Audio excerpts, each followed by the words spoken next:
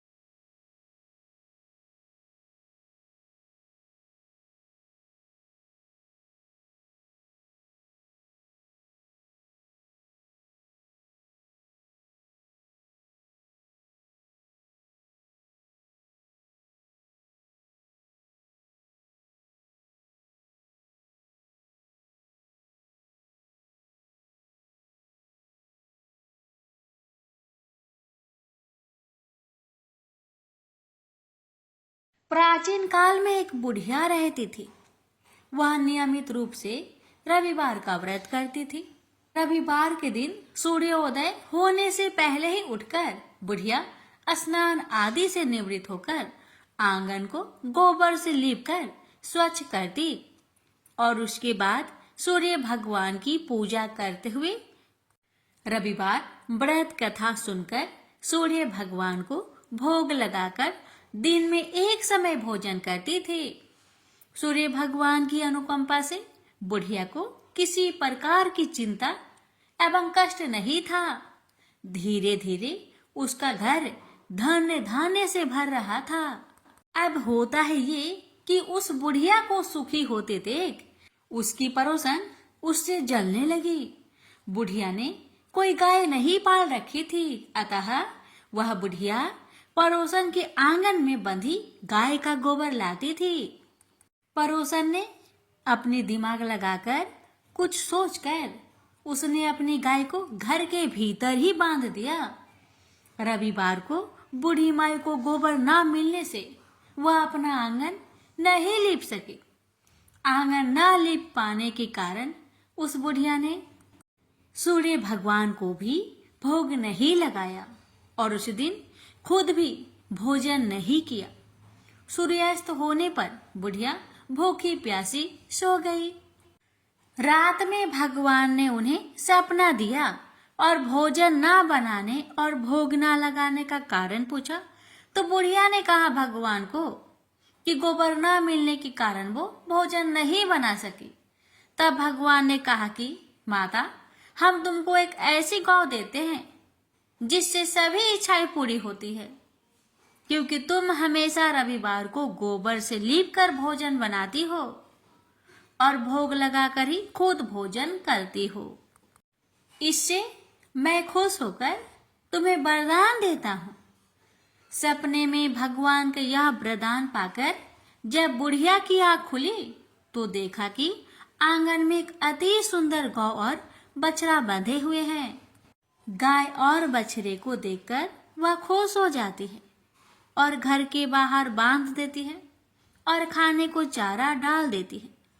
जब पड़ोसन ने वृद्धा के घर के बाहर अति सुंदर गौ और बछड़े को देखा तो देश भावना से प्रेरित होकर उसका हृदय जल उठा और जब उसने देखा कि गाय ने सोने का गोबर दिया है तो वो गाय का सोने का गोबर ले गई और अपनी गाय के गोबर उसकी जगह रख दिया।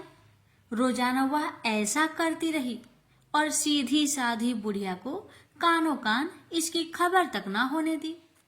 तब सर्वव्यापी ईश्वर भगवान सूर्य नारायण ने सोचा कि चालाक पड़ोसन की वजह से बुढ़िया ठगी जा रही है, तो उन्होंने शाम के समय अपनी माया से बड़े जोर की आंधी ला दी। आंधी की भय से बुढ़िया ने अपनी गाय को अंदर ही बांध दिया।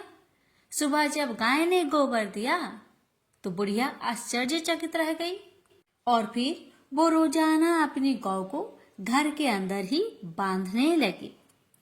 उधर पड़ोसन ने देखा कि बुढ़िया तो गौ को घर के अंदर बांधने लगी है, तो उसका सोने की गोबर उठाने की चाल कामयाब नहीं हो पा रही थी। तो कुछ उपाय ना देखकर पड़ोसन ने सीधे राजा की सभा में जाकर सारी बात बता दी। उसने राजा से कहा कि मेरे पड़ोसन में एक वृद्धा के पास ऐसी गाय है जो आप जैसे राजाओं के पास होना चाहिए, आप ही के योग है। वह गौ रोजाना सोने का गोबर देती है। आप सोने से प्रजा का पालन करिए। वह बुढ़िया उस सोने का क्या करेगी? राजा ने यह बात सुनकर अपने दूतों को बुढ़िया के घर जाकर गौ लाने की आज्ञा दे दी। अब बुढ़िया सुबह सुबह ईश्वर को यानी सूर्य नारायण को भोग लगाकर भोजन ग्रहण करने जा ही रही थी कि तभी राजा के कर्मचारी गाय खोलकर ले गए। यह देखकर बुढ़िया काफी रोई, जोर जोर से चिल्लाई, लेकिन कोई कर्मचारी ने एक ना सुनी। उस दिन फिर वृद्धा गौ के वियोग में भोजन ना कर सकी और रात भर रो रो कर सूर्य नारायण से गाय को पुनः पाने की प्रार्थना करती रही। वहीं दूसरी ओर राजा गौ को देखकर बहुत प्रसन्न हुआ और सुबह ही जैसे वह उठा सारा महल गोबर से भरा दिखाई देने लगा। राजा यह देखकर घबरा गया। भगवान ने राजा को सपने में कहा था कि हे राजा, गाय बुढ़िया को लौटा देने में ही तेरी भलाई है। रविवार के व्रत से प्रसन्न होकर मैंने ही उसे यह गाय दी थी। सुबह होते ही राजा ने बुढ़िया को बुलाकर बहुत सारे धन के साथ सम्मान सहित गौ और बछड़ा लौटा दिया। इसके साथ ही पड़ोसन को भी बुलाकर उचित दंड भी दिया। ऐसा करने से राजा के महल की गंदगी दूर हुई और उसी दिन राजा ने नगर वासियों को आदेश दिया कि अपनी समस्त मनोकामनाओं की पूर्ति के लिए रविवार का व्रत रखा करे। प्रेम से बोलिए सूर्य नारायण की जय। हे सूर्य नारायण, जैसी कृपा आपने बुढ़िया माई पर करी, वैसे ही कृपा आपकी कथा कहने वाले, सुनने वाले, हुक्कार भरने वाले सभी भक्तों पर करना और सभी भक्तों की हर मनोकामना को पूर्ण करना। जय सूर्य नारायण। एक माँ बेटी थी। माँ गाय चराने जाती। चैत्र का महीना आया, सूरज रोठा का रविवार आया। माँ ने बेटी से कहा, बेटी आज तेरे व मेरे लिए 2 रोट बना ले, मैं गाय चरा कर आती हूँ, फिर तू और मैं दोनों पूजा करेंगे। बेटी ने माँ के निमित्त एक रोट तैयार किया। इतने में सूरज भगवान जोगी का रूप धारण करके आए और बोले, माई भिक्षा दो। बेटी ने कहा, मेरा रोट अभी पका नहीं है। जोगी ने कहा कि मैं जाता हूँ। बेटी ने सोचा कि जा तक खाली नहीं जाना चाहिए और उसने माँ के रोट में से किनार खांडी करके जोगी को थोड़ा रोट दे दिया। माँ गाय चरा कर आई। बेटी से बोली, मेरा रोट कहाँ है? खंडित रोट देकर माँ बावली हो गई।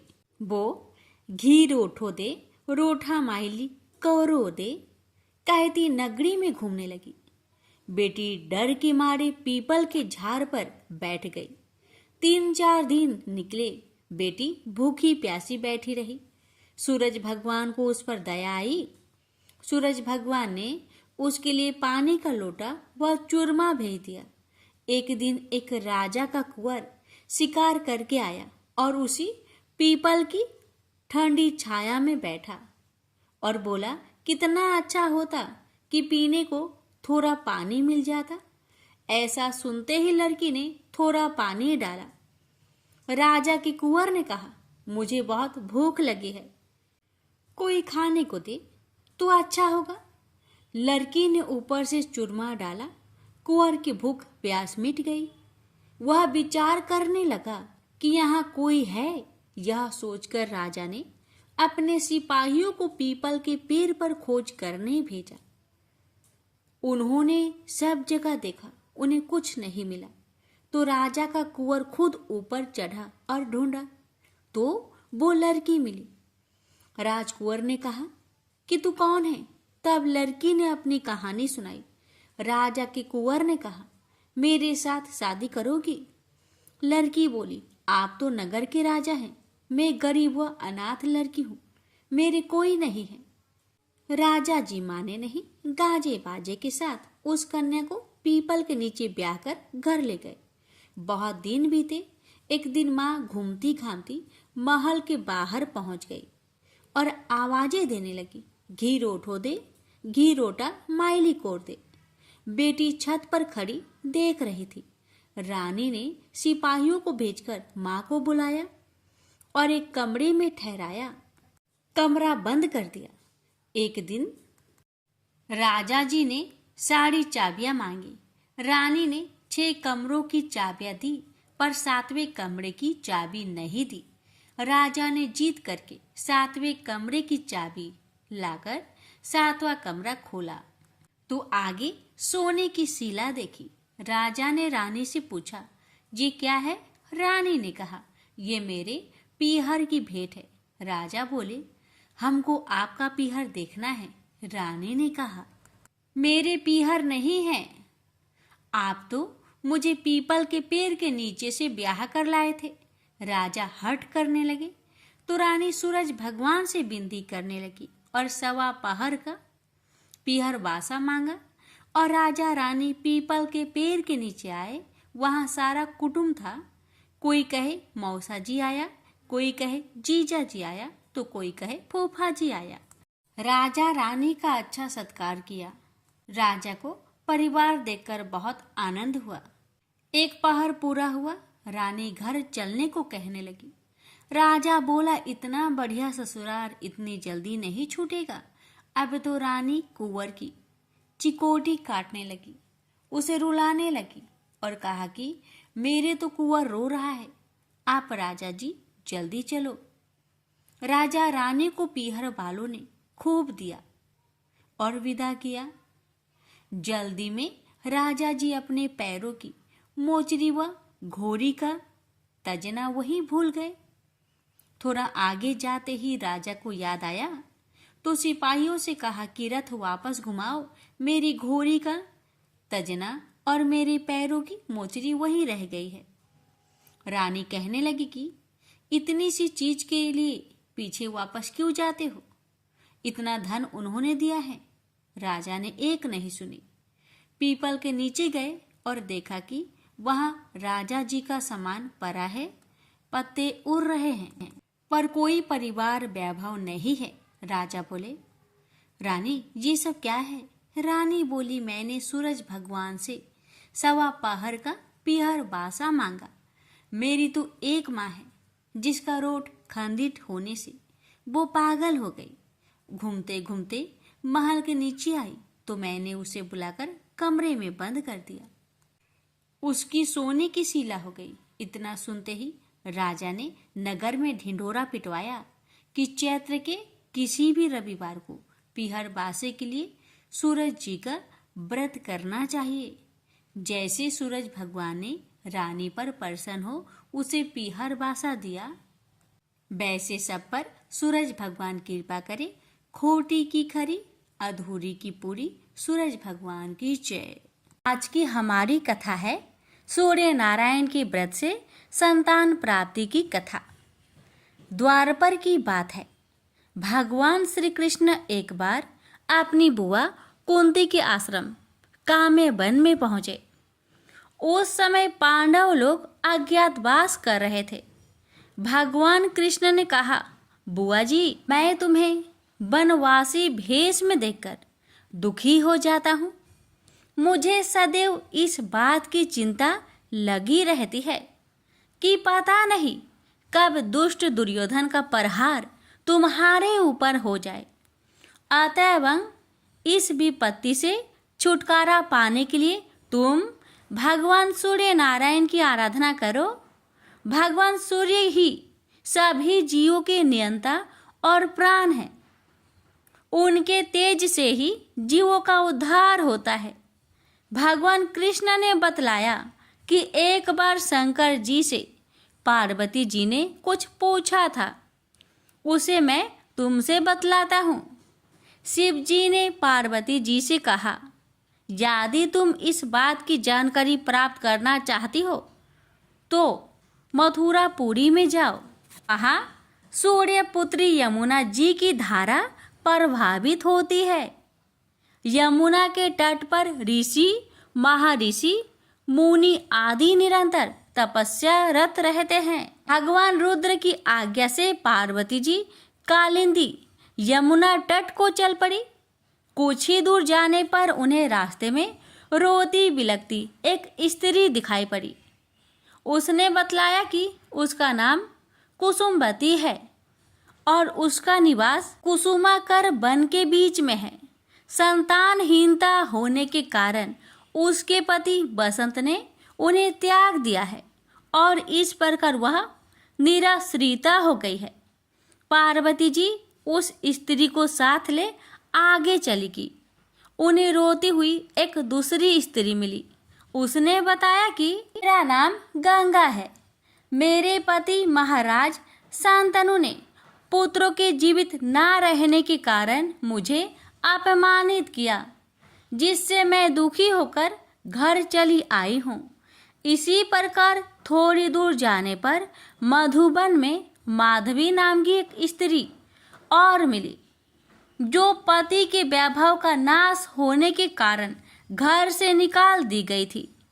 इनके अंतरल आगे जाने पर कुमुद वन में कुमुदा नाम की स्त्री से भेंट हुई, जिसके पति को राजा ने बंदी बना लिया था और वह व्याकुल होकर विलाप कर रही थी। उन सभी स्त्रियों को साथ लेकर पार्वती जी यमुना तट पर जा पहुंची। उस तट पर पूजन उत्सव देखकर पार्वती जी ने ऋषि पत्नियों से पूछा कि यह किस देव की आराधना हो रही है, इस पूजन का विधान और फल क्या है। उनकी बात सुनकर एक ऋषि पत्नी ने कहा यह जगत पिता सूर्य नारायण का व्रत है और सभी मनोरथों को पूर्ण करने वाला है। इस व्रत को करके प्रत्येक नर नारी अभीष्ट सिद्धि प्राप्त होती है। तुम्हारी भी यदि कोई वांछा हो तो इस व्रत को करके प्राप्त करो। ऋषि पत्नियों से ऐसी बात सुनकर पार्वती जी अत्यंत प्रसन्न हुई और उस व्रत के विधान का फल को जानकर शिव जी के पास लौट आई। पार्वती जी ने इस व्रत को करके विघ्ननाशक गणेश जी जैसे पुत्र को प्राप्त किया। प्रेम से बोलिए सूर्य नारायण की जय। एक ब्राह्मण था, वह सूरज भगवान का बहुत बड़ा भक्त था। नहाता धोआता कहानी कहता था पर कुछ कमाता नहीं था। ब्राह्मण घर में रहता तो ब्राह्मण की पत्नी हमेशा ब्राह्मण को एक ही बात कहती कि कहीं बाहर जाओ, कुछ कमा कर लाओ। ब्राह्मण की बातें सुन ब्राह्मण बहुत परेशान हो जाता था और घर से बाहर कहीं ब्राह्मण जाता तो आस पड़ोस के लोग उसे निकम्मा कहकर अपमानित किया करते थे। सभी लोगों से परेशान होकर ब्राह्मण सूर्य भगवान का पूजन सामग्री लेकर जंगल में चला गया और वह जंगल में एक बहुत बड़ा सूखा पीपल का पेड़ था। उसी पेड़ के नीचे बैठकर सूरज भगवान का पूजन किया करता था और कथा कहता था। उसी पीपल के पेड़ के आसपास एक सूखा सा तालाब था। उसमें थोड़ा सा ही पानी था। उसी पानी से लोटा भरकर वह ब्राह्मण सूर्य नारायण को जल चढ़ाया करता था। पूजा का जल बहकर सूखे पीपल के वृक्ष से होकर सूखे तालाब में जाया करता था। जल के जाते ही सूखे पीपल हरा भरा हो गया और सूखी तालाब साफ पानी से भर गया।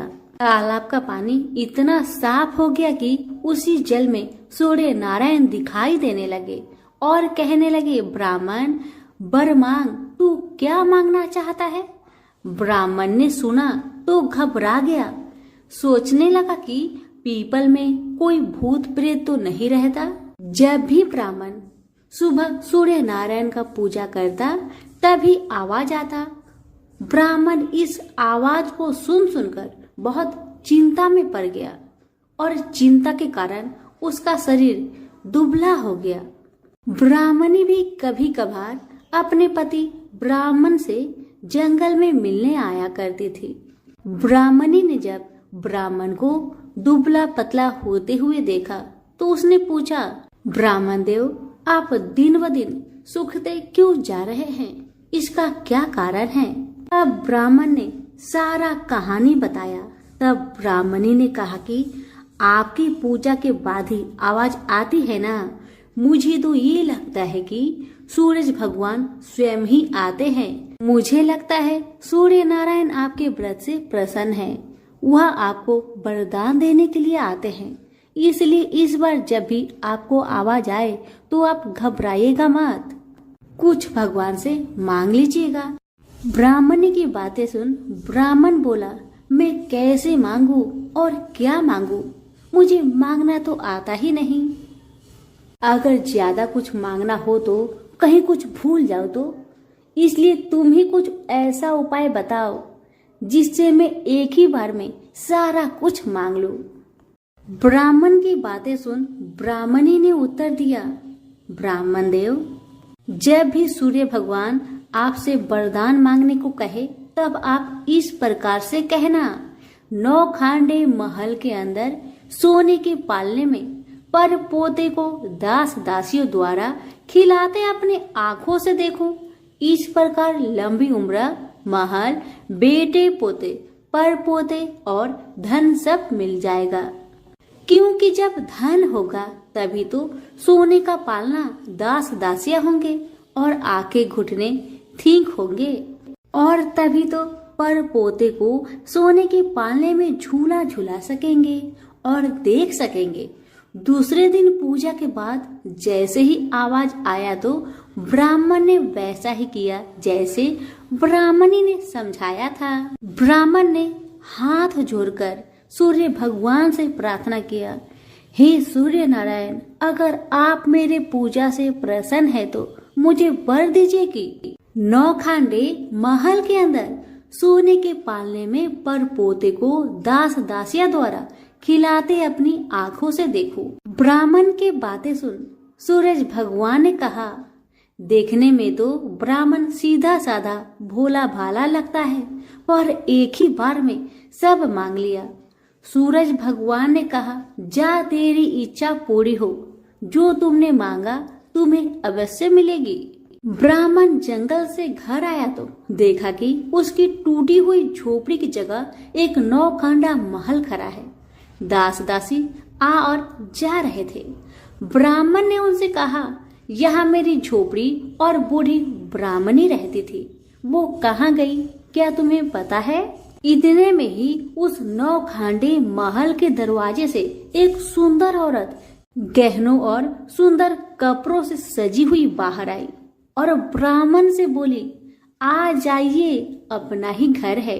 ये सब तो सूर्य नारायण का चमत्कार है, उन्होंने आपकी मनोकामना को पूर्ण कर दिया है। ब्राह्मण की बातें सुन ब्राह्मण ने कहा, हम इतने सारे धन का क्या करेंगे? ब्राह्मणी ने कहा, क्या नहीं हो सकता है, धन से क्या नहीं हो सकता है, दान पुण्य यज्ञ होम करेंगे। फिर ब्राह्मण ने वैसा ही किया जैसे ब्राह्मणी ने बताया था। अब सब राजा की जगह ब्राह्मण का गुणगान करने लगे। राजा ने ये सब सुनकर ब्राह्मण को बुलवाया और पूछा, कल तक तो आपको खाना भी नहीं मिलता था, आज ऐसा चमत्कार, इतना सारा धन दौलत आपके पास कहाँ से आया? कहीं चोरी करी है या फिर डाका डाला है? ब्राह्मण ने कहा, ये सब तो सूर्य नारायण की कृपा है, और अपनी सारी कहानी राजा को बता दिया कि जंगल में ब्राह्मण के साथ क्या क्या हुआ और कैसे उसने सूर्य नारायण से वरदान मांगा। ब्राह्मण की बातें सुन राजा ने कहा, मेरे पुत्र नहीं है तो मुझे क्या करना चाहिए?